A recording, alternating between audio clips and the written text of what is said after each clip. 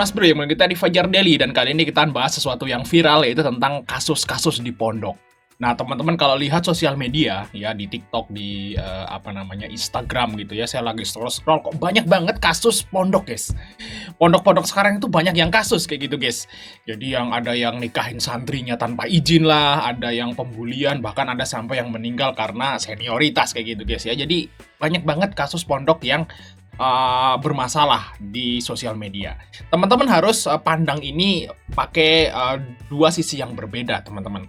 Jadi gini, nggak semua pondok itu jelek dan nggak semua pondok itu baik. Sama juga sama sekolah, guys. Sama aja, nggak semua sekolah itu baik, nggak semua sekolah juga buruk. Jadi teman-teman ngelihatnya di posisi mana. Dan saya akan ngasih istilahnya itu statement lah di sini, atau pendapat saya pribadi, teman-teman, tentang pondok ini. Jadi teman-teman mau setuju atau enggak ya nggak apa-apa, terserah gitu ya. Nah, jangan pernah mondokin anak-anak teman-teman jika pondok itu. Nah, titik-titik, guys. Nah, jadi saya itu pakai garis tengah ya. Saya nggak pro pondok, saya juga nggak kontra pondok gitu ya. Saya pakai garis tengah. Dan kemungkinan nanti kalau saya anak saya misalnya ya, kalau udah mungkin SMP, saya mungkin akan pondokin. Ya. Tapi gini, guys ya. Pondok itu ada dua, teman-teman harus pahami ini. Pondok itu ada dua macam. Yang pertama adalah pondok institusi. Jadi pondok yang dikelola oleh sebuah organisasi atau institusi. Jadi dikelola oleh memang organisasi, bentuknya seperti itu. Nah, yang kedua adalah pondok pribadi atau keluarga. Berarti dikelola oleh pribadi dan keluarga. Nah, saya akan jelasin pondok institusi dulu, teman-teman ya. Nah, pondok institusi itu adalah pondok yang dikelola oleh organisasi yang biasanya udah ada izinnya ya ke pemerintah, seperti itu ya. Contohnya Pondok Muhammadiyah, Al-Kausar, seperti itu kan banyak tuh ya.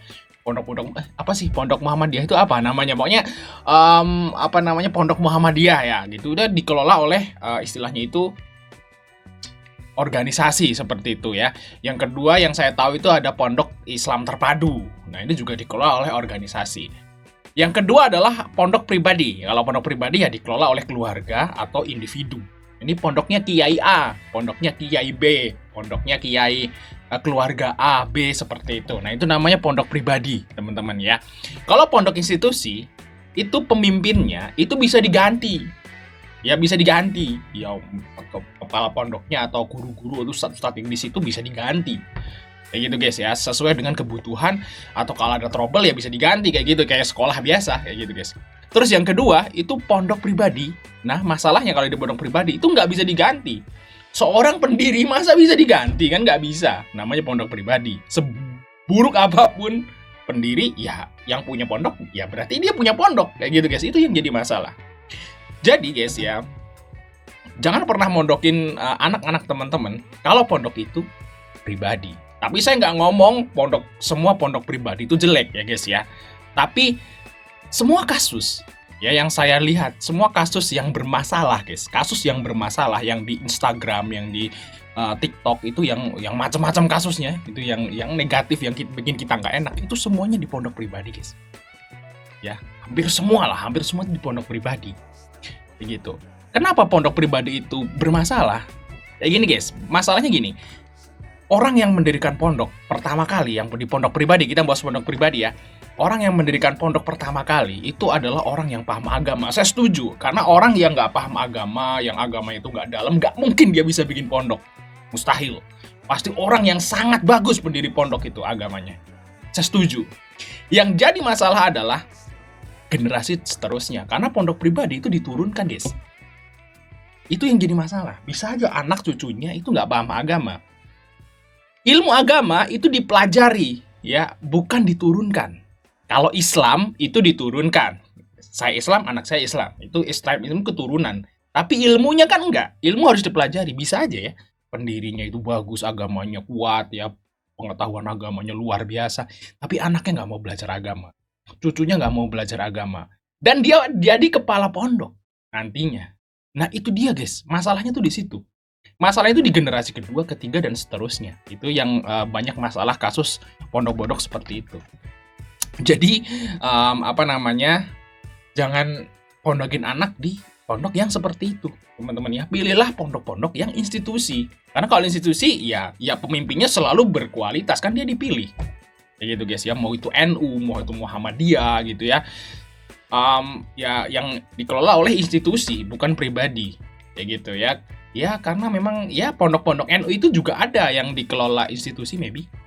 Saya nggak tahu, tapi kebanyakan kalau di sini pondok-pondok NU itu pondok pribadi, punya kiai A, B, C seperti itu. Nah, kayak gitu guys, itu apa namanya? Pendapat saya aja gitu ya. Jangan kalau saya sih kalau memang kalau memang saya itu pengen mondokin anak ya, saya akan pilih yang pasti saya akan pilih adalah pondok institusi, mau itu pondok Muhammadiyah atau pondok jaringan Islam terpadu atau pondok apalah, pokoknya bukan pondok pribadi. Nah, itulah yang akan saya masukin kalau misalnya anak saya pengen masuk pondok nantinya. Seperti itu. Jadi ya gitu guys. Jadi pilihannya gini. Daripada mondok di pondok pribadi, mendingan sekolah umum. Tapi daripada sekolah umum, mendingan mondok di pondok yang ada organisasinya.